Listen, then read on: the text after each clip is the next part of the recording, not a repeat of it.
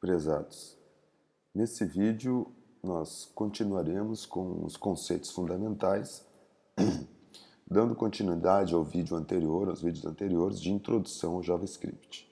Então esses conceitos são fundamentais para que possamos continuar os nossos estudos.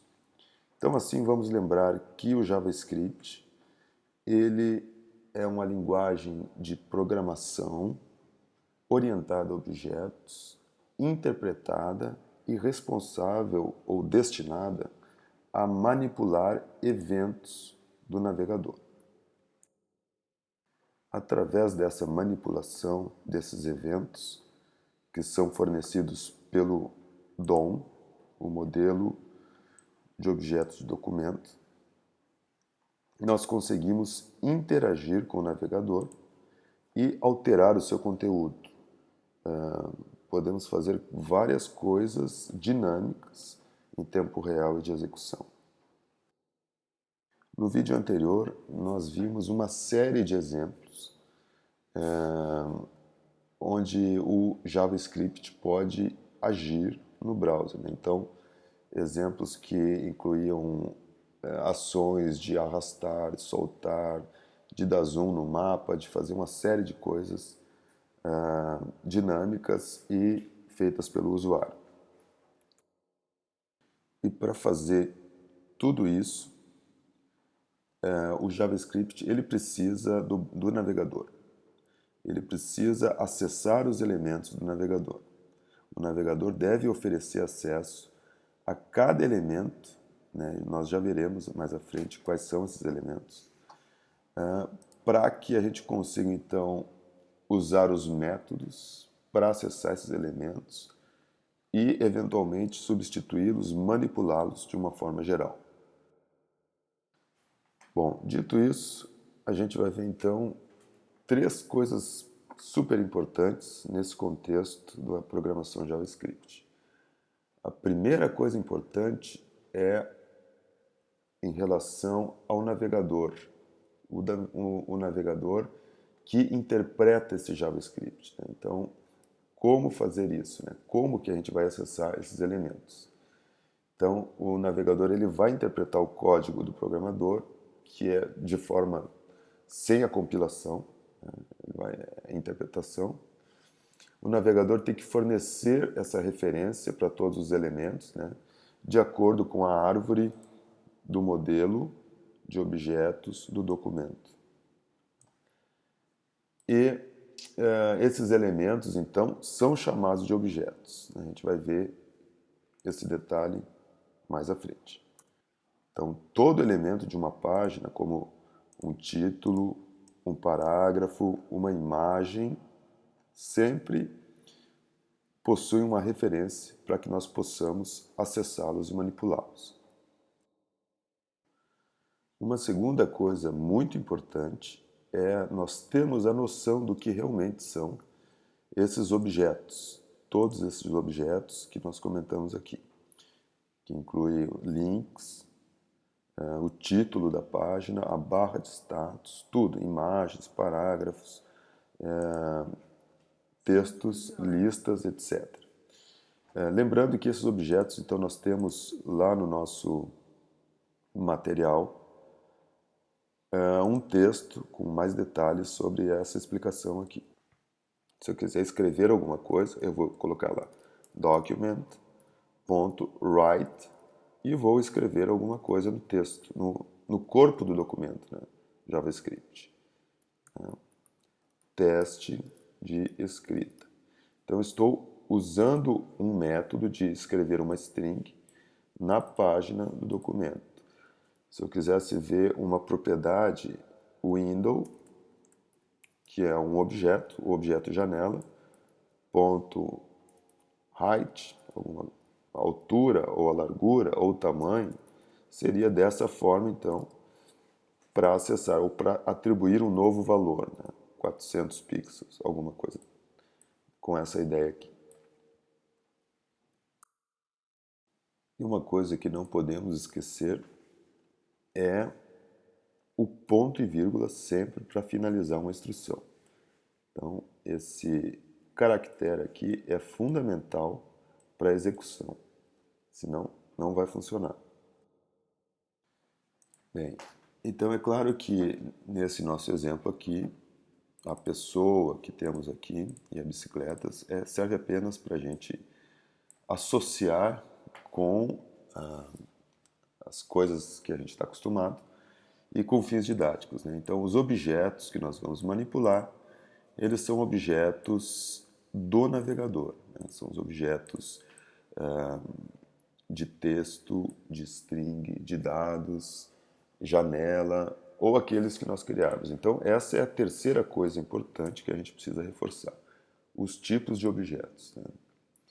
Então, vamos repetir então sobre os objetos internos, que são do tipo texto, são numéricos, são datas, né? Os internos. Os objetos do tipo, os objetos do navegador, que são a janela, o documento, os links, as imagens e aqueles outros objetos que nós criarmos, né? Os codificados pelo desenvolvedor, né? As funções que criarmos, as variáveis, enfim, que a gente vai manipular através do JavaScript. E para então a gente exemplificar, eu vou usar esses arquivos aqui, que é o HTML, que está aqui, nesse arquivo, chamado index.html. Tem uma estrutura simples, tem apenas um título e possui no seu cabeçalho, ele é um arquivo HTML5, está aqui, que já foi oficializado na semana passada pelo W3C, e possui aqui no seu cabeçalho dois arquivos externos, né? Então nós vínhamos desde o vídeo anterior aplicando os primeiros exemplos de JavaScript com a tag script e /script e colocando direto no cabeçalho. A partir de hoje, então, a gente faz a aplicação da recomendação, que é ter um arquivo externo, né? Que a gente tem mais facilidade para fazer a manutenção. E também um arquivo de estilo. Então, estes dois arquivos linkados aqui, eles estão no mesmo diretório, né? Então está aqui o meu JavaScript, não tem nada, e o meu documento de estilo, né? Eu posso ver isso olhando a estrutura aqui, que é a estrutura ideal para a gente trabalhar com o projeto web, né? Então, sempre separando as coisas em diretórios, né, em pastas que nos permitem fazer a manutenção mais facilmente. Então, é ideal também ter pastas e subpastas, né, para imagens, certo? Então, assim a gente vai formatando o nosso projeto web. Um exemplinho simples aqui, então, é nós escrevermos algum script que faça alguma coisa na nossa página HTML. Então, a gente pode escrever, por exemplo, um texto com o objeto document e a função write, o método write, melhor dizendo, e o texto que queremos que o JavaScript escreva. Então, aqui a gente pode escrever teste do texto escrito ou qualquer coisa pelo JavaScript. Vou salvar. Lá no meu HTML, que é esse arquivo que está aberto aqui no navegador, aqui eu estou editando no meu editor do JavaScript, não tem nada além do título, né? Então, se eu atualizar aqui,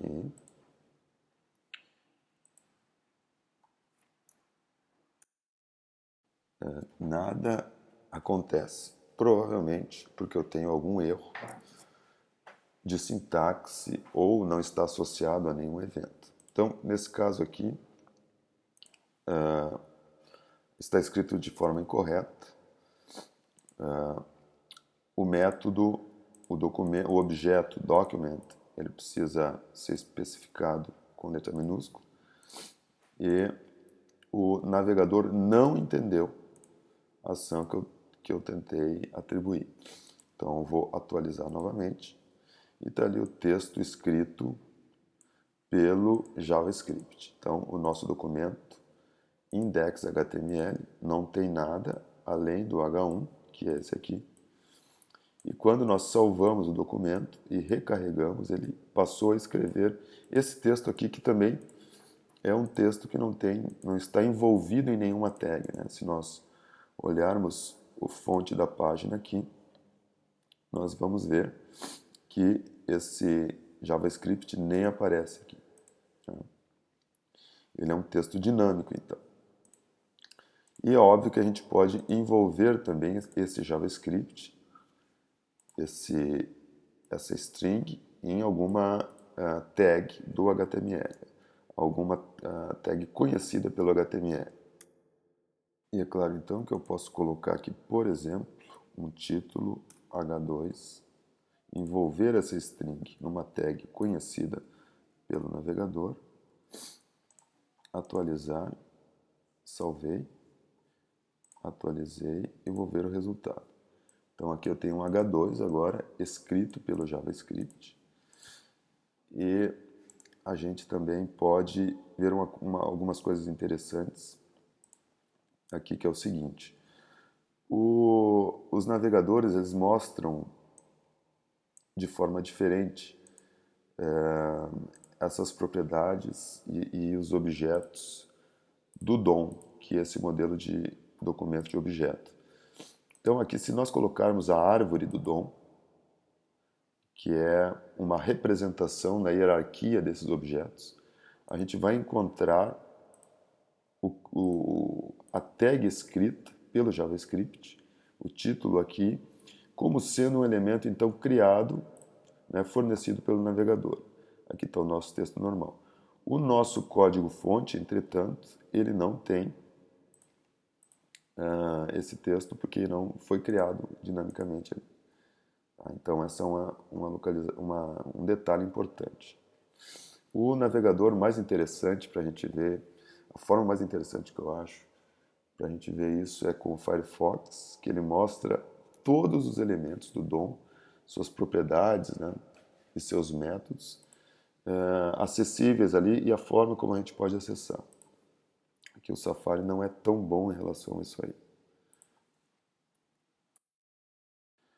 E um exemplo da organização dessa árvore do DOM, JavaScript, a gente pode fazer uma busca na web, certamente existem vários materiais, e aqui um deles, uma imagem, que tem essa representação da árvore do DOM, né? Então, o objeto maior, né, o documento, que contém a janela, que contém o documento, que contém o cabeçalho e os scripts, o corpo do documento. Aqui, no caso, um modelo, né, uma árvore do HTML5. Então, ela contém seções, contém os artigos, que contém títulos, parágrafos, enfim, imagens, spam, outras seções, outros artigos que têm todos esses objetos, esses elementos que nós podemos acessar.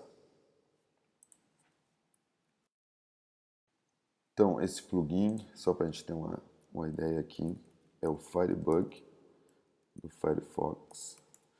Ele tem uma forma interessante de mostrar. Vamos ver se eu acho aqui rapidamente.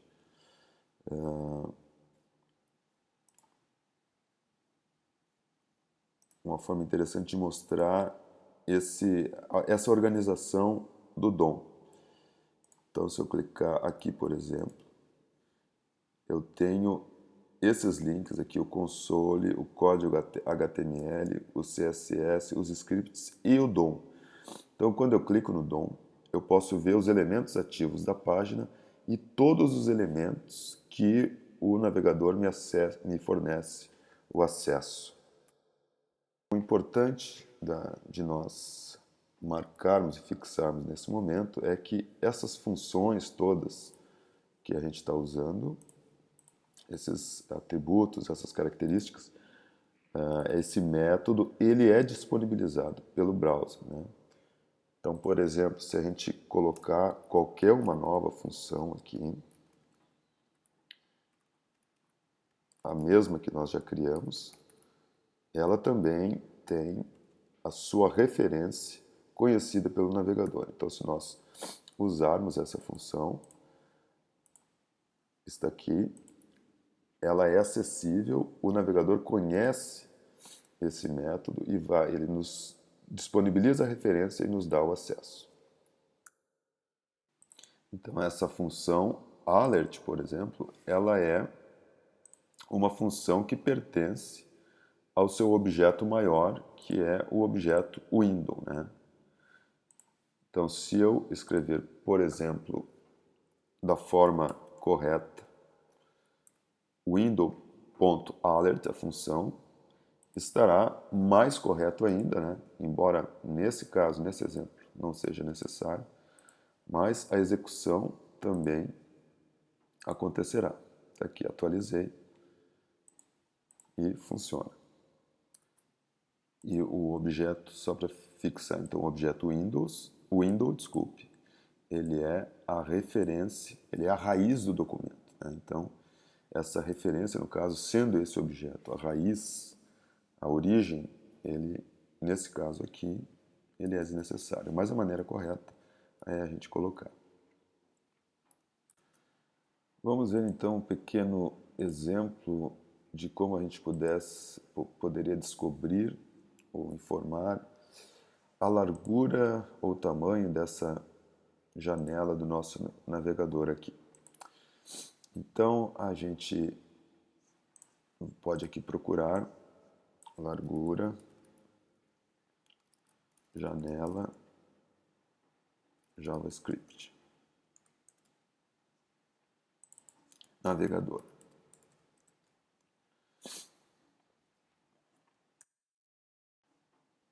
Então, nesse exemplo aqui, eu pegar o primeiro link aqui, que a gente pode pesquisar uma forma para pegar altura e largura no navegador. Então, a gente tem que usar esses métodos aqui. Inner width. E essa é uma forma, então, de nós descobrirmos a largura do navegador. Então, eu posso copiar isso aqui e posso inserir no meu JavaScript essa propriedade da janela. E o interessante nesse ponto aqui é nós usarmos uma variável para guardar esse valor. Então, vamos chamar de largura, que vai ser igual ao valor detectado. Então, a largura igual var, essa é a forma correta de declarar uma variável, vai receber o valor inner width. Tá? E, em vez de eu mostrar o Olá Mundo, então eu posso colocar aqui a minha variável largura, não é um string mais, agora eu vou usar o valor que estiver aqui dentro para mostrar na janela. Então, salvo, e quando eu recarregar a minha página, o que eu vou ter é o alert, né, mostrando a minha variável largura na janelinha aqui, pop-up, né, janelinha do navegador. Tá? Então, essa largura ela é apresentada em pixels e é uma propriedade inner width do objeto window, né, que é o objeto raiz. Tá aqui o window.innerWidth. E, por exemplo, se eu quisesse saber, ou se eu quisesse mostrar um outro atributo qualquer da minha página na janelinha Alert, eu poderia aqui olhar o meu arquivo e tem aqui, por exemplo, title o título da minha página, que é Navegadores, que está aqui, ó. Navegadores, está aqui. Então, se eu quisesse mostrar na janela, eu poderia simplesmente alterar aqui, fornecendo o endereço, né, o caminho para o navegador me retornar esse título. Então, eu poderia colocar window.document. O atributo title. Então, esse atributo que pertence, que é um atributo do documento, que pertence ao objeto raiz window. Se eu, então, atualizar aqui,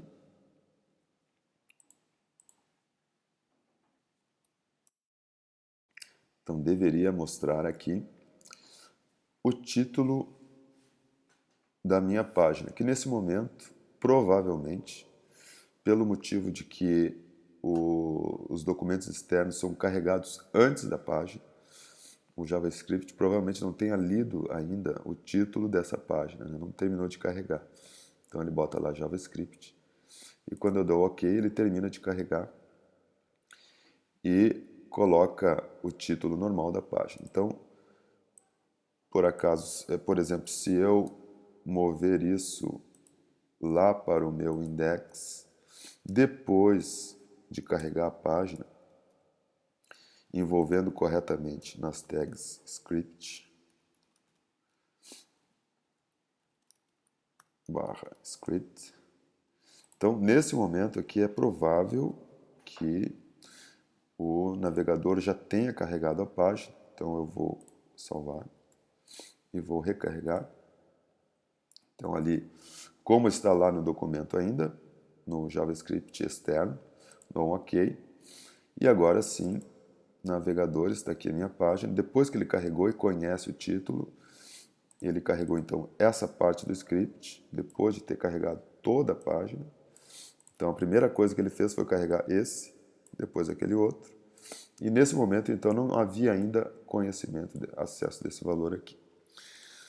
Então esse é mais um exemplo, né, que a gente tem que tomar cuidado às vezes com a ordem das coisas e a forma de escrita. Lembrando que a gente sempre acessa o objeto do mais externo para o mais específico, né? Então eu posso ter outras propriedades aqui que se seguem, alguma propriedade específica do título, se eu quiser assim manipular. O que a gente poderia fazer então a título de demonstração mais prática e objetiva em termos de evento do usuário e ação do usuário seria aplicar uma outra característica importante da linguagem, que é a criação das funções, né? Então, aquela categoria de objeto criado pelo usuário. Então, eu vou criar uma função que se chama mostra largura, um nome qualquer que eu invento, abro e fecho parênteses e envolvo a minha função nas chaves, né? E a função está criada dessa forma, tem a palavra reservada function, o nome da função, abre e fecha, e o que ela vai fazer. Feito isso, então, eu tenho que fazer a chamada dessa função no meu arquivo HTML. Aqui eu estou escrevendo a função externamente no meu arquivo JavaScript. E aqui eu posso criar alguma coisa para chamar essa função. Pode ser um próprio botão de ação, né? Vou colocar aqui input type do tipo button e associar um evento, isso é muito importante, esse conceito, um evento que me diga, por exemplo, onClick, quer dizer, ao clicar, alguma coisa acontecerá. Eu quero que o JavaScript, que o navegador faça alguma coisa. Então, nesse caso, o que eu quero que ele faça é chamar a função que nós criamos, que tem como nome mostra largura. Então, quando clicar onClick nesse botão, execute a função mostra largura. Eu coloco o nome da função, abre e fecha parênteses, que é um método, é uma função que vai retornar algo. e ele deve então aplicar aquele conteúdo, executar esse outro método aqui. E para a gente mostrar corretamente esse botão, a gente precisa do parâmetro value, que é aquilo que vai aparecer no botão. Aqui. Então, posso colocar qualquer coisa aqui. Mostrar a largura da janela. Tá ali, mostrar a largura da janela. Vou salvar e vou atualizar. Está aqui o meu botão. Então, eu clico nele e executo essa operação aqui. OnClick. Ele mostra a janela com, a largura, com o título a janelinha pop-up com o título da janela do meu navegador aqui, title. Eu poderia também pegar o tamanho da janela e fazer como eu quiser. Posso também trocar o tipo de evento, né, no meu HTML aqui. Então, se eu colocar, por exemplo, on, em vez de on-click, on mouse over, salvo, recarrego, e deve, por exemplo, quando eu passar o mouse em cima, aqui, não cliquei, apenas passei o mouse em cima, então são os eventos JavaScript agindo, né? Então, se eu passar em cima, mostra a janela, executa aquela função de chamar a janelinha pop-up com o título. Então, dessa forma é que nós vamos manipular, acessar os eventos e mostrar conteúdos dinâmicos nas nossas páginas HTML. Então, eventos associados com uma ação. Fizemos o onClick e onMouseOver para disparar uma função criada lá no documento JavaScript. Está aqui a função, mostra a largura declarada no HTML. Então, nos próximos vídeos, a gente vai fazer uns exemplos mais práticos e relacionados com os nossos trabalhos do projeto final.